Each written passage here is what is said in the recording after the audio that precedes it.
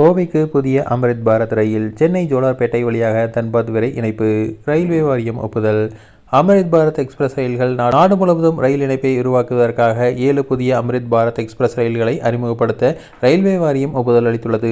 இந்த ரயில்கள் வந்தே பாரத் எக்ஸ்பிரஸுக்கு இணையாக பயண அனுபவத்தை வழங்குகின்றன.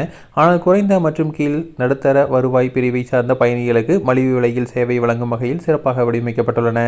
தமிழ்நாடு பயணிகளுக்கு மகிழ்ச்சி அளிக்கும் வகையில் கோவையை தலைமையிடமாக கொண்டு புதிய அம்ரித் பாரத் எக்ஸ்பிரஸ் ரயில்கள் இயக்க ரயில்வே வாரியம் ஒப்புதல் அளித்துள்ளது.